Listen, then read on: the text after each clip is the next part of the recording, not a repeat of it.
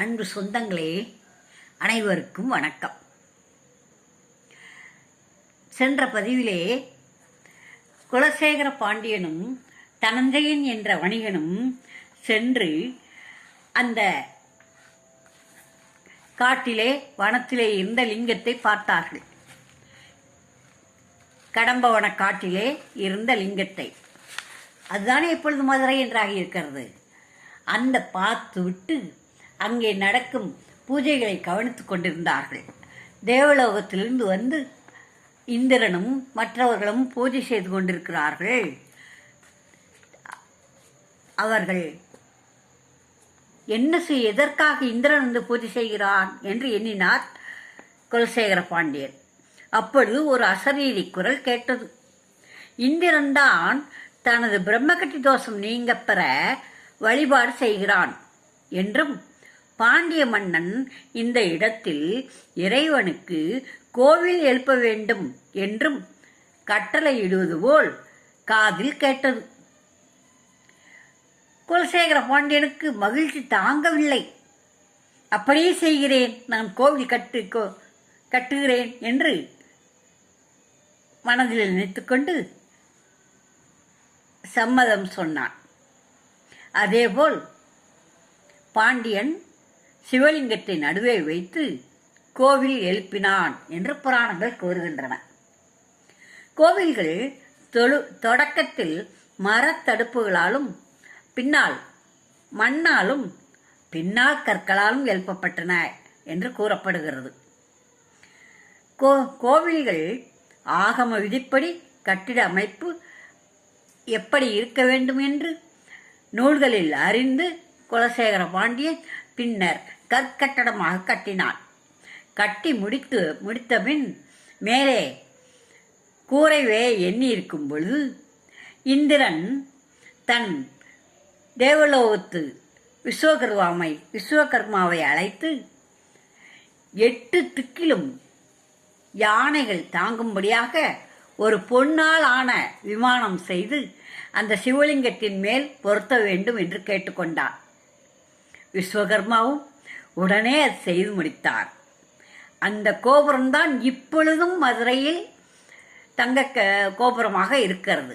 சிவன் கோயில் மேல் அந்த சோமசுந்தர கடவுளுக்கு கருவறையிலே மேலே இருக்கின்ற அந்த கோபுரமானது எந்த புத்தகத்திலும் யார் கட்டியது என்று கூறப்படவில்லை. ஆனால் புராணங்கள் இந்திரன் விஸ்வகர்மாவை வைத்து செய்து முடித்தான் அப்படி என்று புராணங்களில் தெரிகிறது. இந்த கோயில் மாடக்கோயில் எனப்படும். மதுரை மீனாட்சி அம்மன் கோயில் அமைப்பு மாடக்கோயில் என்று சொல்லப்படும். இங்கு 12 கோபுரங்கள் இருக்கின்றன. இந்த மதுரை மீனாட்சி அம்மன் கோவிலில் 12 கோபுரங்கள் இருக்கின்றன. 9 நிலை கோபுரங்கள் 4, 7 நிலைகளுடைய சித்திர கோபுரம் 1, 5 நிலை கோபுரம் 5, 3 நிலை கோபுரம் 2, தங்க கவசம் சாத்தப்பட்ட விமானங்கள் அம்மன் சன்னதியிலும் அம்மன் கருவறையிலும் ஐயன் கருவறையிலும் 2 ஆக 12 கோபுரங்கள் உள்ளன. ராஜகோபுரங்கள் என்று அழைக்கப்படுவை 9 நிலைகளை உடையவை. இந்த கிழக்கு கோபுரம் இருக்குதே, இந்த கோபுரங்கள் இருக்கும் வீதிக்கு சித்திரை வீதி என்று பெயர். கீழ சித்திரை வீதியில் புதுமண்டபம் எதிரில் உள்ள கிழக்கு நோக்கிய கோபுரம் ஜடாவர்ம சுந்தரபாண்டியன் காலத்தில் கட்டப்பட்டது. இது 1033 அடி உயரம், 1113க்கு 656 பரப்பளவு அஸ்திவாரம், 1011 அழகிய சிற்பங்களையும் உடையது. இந்த கோபுரத்திற்கு அவனிவேந்தராமன் திருக்கோபுரம் என்று பெயர்.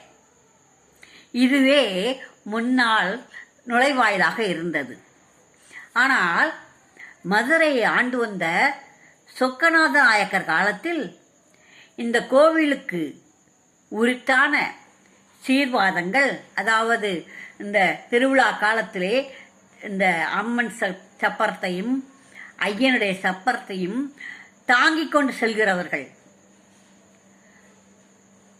அந்த சீர்வாதந்தாங்கிகள் என்று பெயர். அவர்கள் செங்குளம், புங்கங்குளம், சாமனித்தம், நெடுங்குளம் என்ற ஊர்க்காரர்கள். ஊரில் உள்ள ஒரு இனத்தைச் சேர்ந்தவர்கள். அவர்களுக்காக இந்த சொக்கநாத நாயக்கர் பல வயல்களை அவர்களுக்கு வரி இல்லாமல் பயன்படுத்தும்படியாக விட்டிருந்தார். ஆனால் அரசாங்கத்தில் இருந்த அதிகாரிகளோ இந்த அரசருக்கு தெரியாமல் அதற்கு வரி வேண்டும் என்று அவர்களிடம் வரி கேட்டுக்கொண்டு இருந்தார்கள். இந்த நிலங்களுக்கு வரி கேட்டு துன்புறுத்தினர். இதனை மன்னர் தலையிட்டு நீதி வழங்க வேண்டும் என்று இந்த சீர்பாதந்தாங்கிகள் கோயில் வாசலில் கூடி போராடினர், ஸ்ட்ரைக் பண்ணாங்க. அப்பவே அரசரை எதிர்த்து ஸ்ட்ரைக் பண்ணாங்க.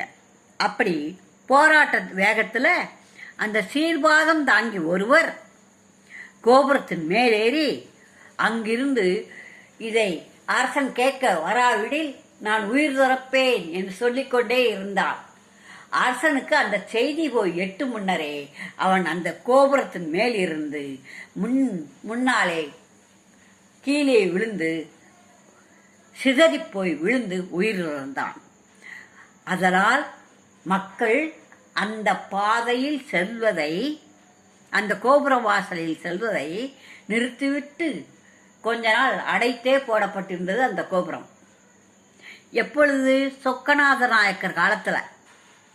அதனால இந்த அம்மன் சன்னதி வழியாகவே கிழக்கு அந்த கீழச்சித்திர வீதியில் இருக்கும் அம்மன் சன்னதி வழியாகவே மக்கள் கோயிலுக்குள் சென்று வந்தனர். இப்பொழுதும் அதே வழியாகத்தான் மக்கள் கோயிலுக்கு செல்லும் பழக்கத்தை வைத்திருக்கிறார்கள்.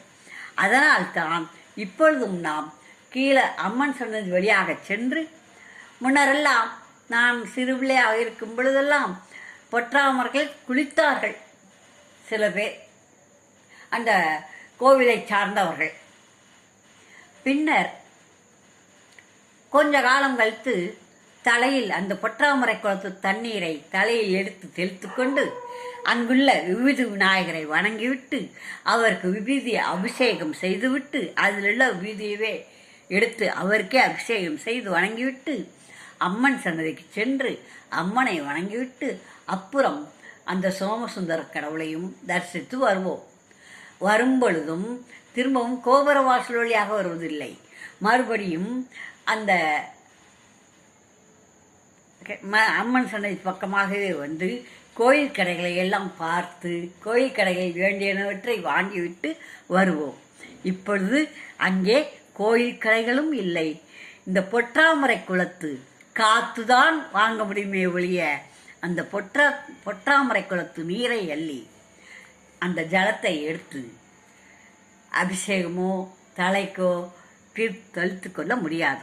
பூரா கம்பி போட்டு வைத்திருக்கிறார்கள். அதற்கு ஒரு வழி செய்ய வேண்டுமாய் அந்த தக்காரை ஒரு நாள் கேட்க வேண்டும். ஒரு சொட்டு சொட்டாக குழாய் வழியாக இந்த கொரோனா காலத்தில் மருந்து தேய்ச்சமே அது அளவுக்கு விழுந்தால் கூட நம் தலையில் தெளித்து கொண்டு போகலாம்.